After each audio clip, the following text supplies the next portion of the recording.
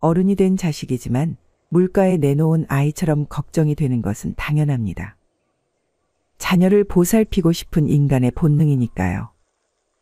아이가 태어나고 그 아이가 성장하는 모든 순간을 함께하면서 처음으로 엄마, 아빠라고 불렀을 때의 기쁨은 잊을 수 없는 추억이 됩니다. 우리는 그 모든 순간을 사랑으로 함께하며 언제나 그들의 가장 큰 지지자가 되고 싶습니다. 하지만 우리의 역할은 옆에서 지지해 주는 것이지 자식들의 인생을 대신 살아주는 것이 아닙니다. 우리는 자녀의 개인적 공간과 시간을 존중해야 한다는 것을 이해하고 있지만 가끔은 그저 그들의 목소리를 듣고 싶고 그들의 일상에 대해 궁금해져 연락하고자 하는 마음이 큽니다. 이런 마음은 그들이 어떤 어려움도 혼자 겪지 않게 하고 싶은 순수한 사랑에서 비롯되며 그저 너의 하루는 어땠니? 라고 물어보고 싶은 것일 겁니다. 그러나 자녀들은 우리의 생각과는 달리 연락을 부담스럽고 부정적으로 느낄 수 있습니다. 마음은 잘 이해하지만 장기적으로 보았을 때 오히려 부정적인 영향을 줄 수도 있습니다. 그래서 오늘은 왜 다 큰 자식인데도 사람은 평생 자식 걱정을 하며 사는 걸까에 대한 이유와 자녀에게 먼저 연락하면 안 되는 이유 3가지에 대해 진지하게 이야기해 보겠습니다. 오늘 영상 10분 정도만 투자하셔서 차분히 들으시고 여러분의 답답한 마음이 조금이나마 해소되기를 바랍니다. 구독과 좋아요는 한 푼 들지 않는 무료입니다. 클릭 한 번으로 다음 영상 시청을 좀 더 빨리 하실 수 있습니다.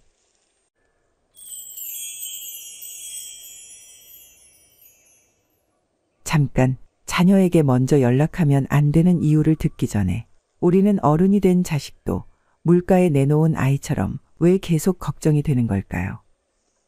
자녀가 성장하여 독립적인 어른이 되었다 한들 부모의 걱정과 습관은 쉽게 사라지지 않는 것이 당연합니다.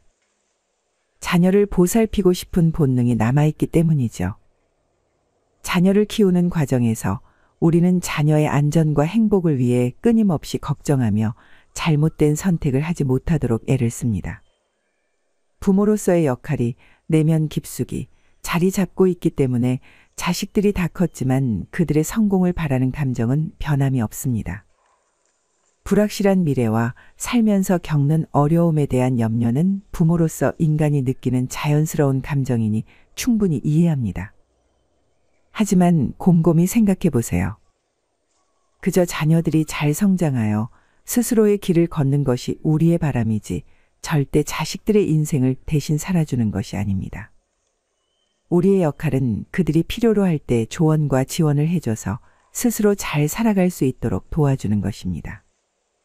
이와 관련된 연구에서는 일반적으로 부모와 자녀 간에도 적절한 선이 있어야 관계에 긍정적인 영향을 미칠 수 있다고 언급되곤 합니다. 부모와 자식 간의 관계도 인간관계입니다. 몇 년 만나다가 끊어질 인연이 아니라 죽을 때까지 평생 가야 할 인연입니다. 자신만의 영역이 있는 적절한 경계 설정이 오래도록 부모와 자식과의 관계에서 훨씬 건강한 관계를 형성할 수 있습니다. 지금부터 좀 더 구체적으로 왜 먼저 자식에게 연락하지 말아야 하는 이유에 대해 자세히 알아보도록 하겠습니다.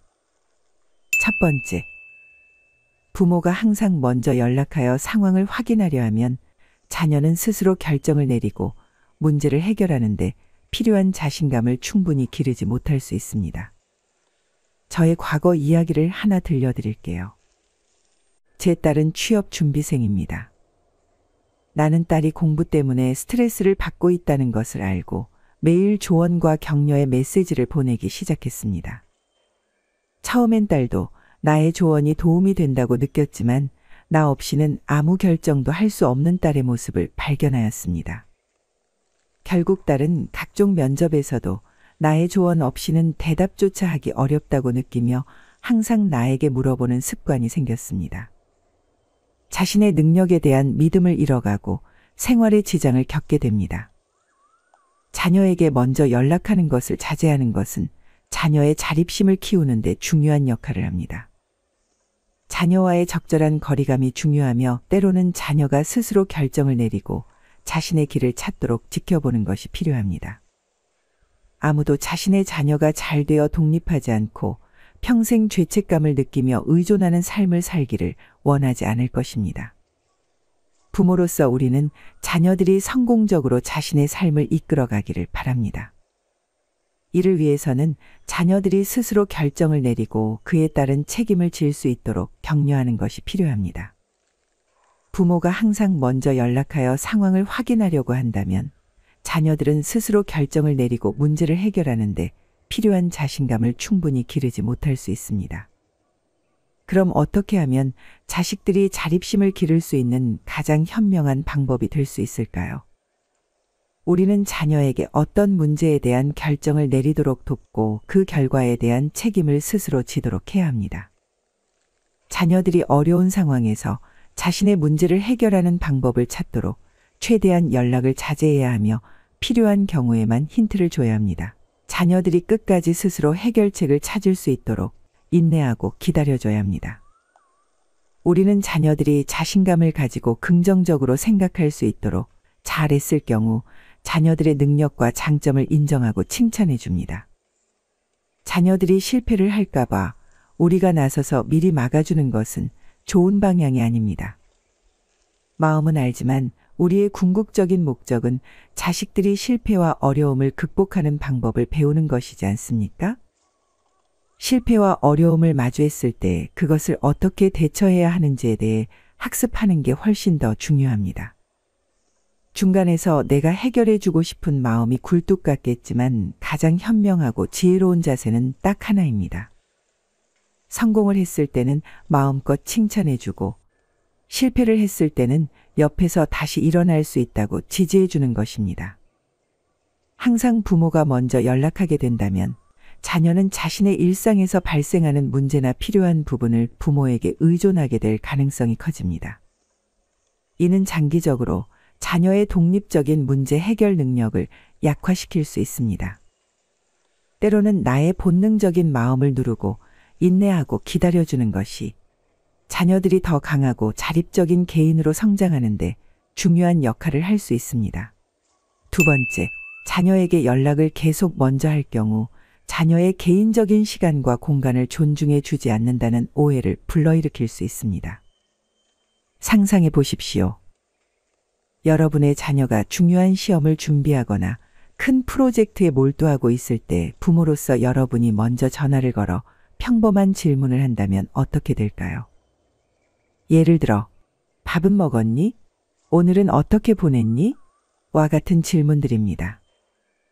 이런 연락은 사랑과 관심에서 비롯된 것일 수 있지만 실제로는 자녀가 중요한 일에 집중하는데 방해가 될 수 있습니다. 자녀가 중대한 일에 집중하고 있을 때 부모의 연락은 자녀의 주의를 산만하게 만들 수 있습니다. 이로 인해 자녀는 중요한 활동에 집중해야 할 필요성에서 멀어질 수 있습니다. 이 상황은 유명한 우주선 통신 딜레마와 유사합니다. 우주선이 중대한 임무를 수행 중일 때 불필요한 정보 전송이 자원을 과도하게 사용하게 만드는 것처럼 자녀의 시간과 에너지도 한정된 자원임을 기억해야 합니다. 부모가 자주 연락함으로써 자녀는 그 시간과 에너지를 중요한 결정을 내리는데 사용할 기회를 잃을 수 있습니다.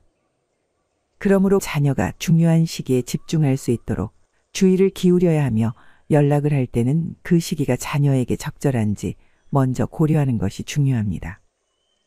물론 안부 차원에서 자식이 걱정되어 연락을 할 수 있습니다. 하지만 자식들의 상황을 완벽하게 알고 있지 않다면 본의 아니게 해를 끼칠 수 있습니다. 희생과 통제는 매우 유사한 측면이 있습니다. 희생을 받는 사람의 입장에서 생각해 보세요. 받는 것이 많기 때문에 무척 고맙겠지만 반대로 보답할 방법이 부족하다면 부담이 생길 수 있습니다. 이로 인해 관계의 악화로 이어질 수 있습니다. 반대로 부모가 자식을 위해 희생을 하고 자식이 그것을 알아주지 않거나 애정을 돌려주지 않을 경우 자연스럽게 부모의 마음속에는 분노나 실망이 쌓일 수 있습니다. 이런 상황들은 종종 내가 널 위해 이렇게나 많이 해줬는데 이렇게 대해도 되는 것인가? 하는 생각으로 이어지며 결국 관계의 파괴로 이어질 수 있습니다. 자녀가 스스로 문제를 해결하는 경험만큼 걱정을 자제하는 일도 매우 중요합니다. 부모가 항상 끼니 해결 등 사소한 걱정 때문에 먼저 연락한다면 자녀는 자신이 직면한 도전을 해결하는 방법을 배우지 못할 수 있으며 배우자를 만났을 때도 의존적인 성향으로 바뀔 수 있습니다. 자녀가 독립적으로 살아가는 과정에서 얻는 경험은 자신감과 역량을 발전시키는데 필수적입니다. 때로는 그 사랑을 자녀에게 자유와 공간을 통해 보여주는 것이 자녀에게 더 큰 도움이 될 수 있습니다. 자녀가 필요할 때 부모에게 연락할 수 있다는 것을 알고 있으며 스스로 문제를 해결할 때 자긍심을 느낄 수 있도록 지원하는 것이 진정한 사랑의 표현입니다. 이렇게 자녀에게 독립적인 공간을 제공하고 그 안에서 스스로 문제를 해결하고 배울 수 있도록 격려하는 것은 자녀의 책임감 형성에 매우 중요합니다. 사랑과 관심을 표현하는 것은 중요하지만 그것이 자녀의 발전에 방해가 되지 않도록 신중하게 접근해야 합니다. 자녀와 건강한 경계를 설정하는 것은 각자의 개인적인 공간을 존중받는다고 느끼며 각자의 사생활을 보호하는 데 필수적입니다. 자녀에게 계속해서 먼저 연락하는 것은 이 경계가 모호해지게 만들 수 있습니다. 자녀들이 독립적으로 삶을 영위해 나갈 수 있도록 한번 믿어보세요. 내가 걱정했던 것보다 훨씬 잘 해낼 겁니다. 자식에게 먼저 연락하면 안 되는 이유 세 번째. 자식뿐만 아니라 우리 역시 자신의 삶에 집중할 수 있는 시간을 뺏길 수 있습니다. 자식들은 이미 어른이 되어 다 제 갈 길을 가고 있으며 저희 역시도 100세 시대 새로운 삶의 단계에 접어들었습니다. 일상적인 연락 10분 정도면 되겠지 라고 생각하지만 우리의 뇌는 연락하는 것에 에너지 소모를 많이 합니다. 전화를 걸기 위해 마음을 먹는 시간과 또 자식에게 들은 소식이 좋으면 좋은 대로 나쁘면 나쁜 대로 걱정하는 시간을 계산하면 1시간은 넘게 할애할 수 있습니다. 그 시간을 자신의 취미 활동이나 개인적인 목표 달성에 사용할 수 있습니다. 이는 자신의 삶을 더 풍부하고 만족스럽게 만들어줄 겁니다. 통계 자료에서도 노년기에 자신의 삶을 스스로 결정하고 영위하는 것이 자식들에게 의존하며 사는 것보다 훨씬 행복한 삶을 살 수 있다고 말합니다. 자식과의 관계에만 초점을 두지 말고 다른 인간관계를 확장하며 새로운 교류와 경험을 통해 남은 인생 삶을 더 풍부하게 만드는 것이 행복해질 수 있는 방법입니다. 뿐만 아니라 자식에 대한 책임과 걱정에서 벗어나 어느 정도 자유로운 시간이 생길 때 나 자신에 대해 더 깊이 생각할 수 있습니다. 정서적으로 조금 떨어져 지내게 되면 자신의 감정과 우선순위에 더 집중할 수 있습니다. 정서적 건강을 향상시키고 장수할 수 있으며 스트레스를 줄일 수 있는 좋은 방법입니다. 멀리 떨어져 있으면 오히려 더 잘 지낸다는 말도 있습니다. 꼭 자식들을 위해서뿐만이 아니라 우리가 자식과의 빈번한 소통을 줄임으로써 자신의 삶에 더 집중하고 자기 자신을 발전시키는 데 역시 도움을 줄 수 있습니다. 부모로서 우리가 자녀에게 자주 연락하는 것은 그들을 사랑하고 배려하는 것을 표현하는 방법일 수 있지만 때론 그 사랑을 자유롭고 독립적인 공간을 통해 보여주는 것이 자녀에게도 어쩌면 나에게도 훨씬 긍정적일 수 있습니다. 어른이 된 자식이지만 물가에 내놓은 아이처럼 걱정이 되는 것은 당연합니다. 자녀를 보살피고 싶은 인간의 본능이니까요. 하지만 우리의 역할은 옆에서 다시 일어날 수 있도록 지지해 주는 것이지 우리가 자식들의 인생을 대신 살아주는 것이 아닙니다. 자식들의 목소리가 듣고 싶고 일상이 궁금해서 연락을 먼저 하고 싶은 마음이 굴뚝 같겠지만 만약 자식들의 최고의 지지자이고 싶다면 조금만 인내하고 참아내세요. 잠깐의 인내가 우리는 자식들에게 개인적인 시간과 공간을 존중해 줄 수 있습니다.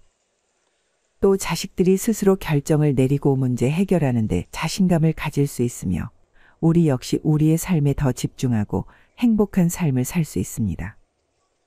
옛 속담에 가지가 많은 나무에 바람 잘 날 없다고 자식에 대한 걱정이 끊이질 않겠지만 자식은 둘도 없는 친구이자 자랑이죠.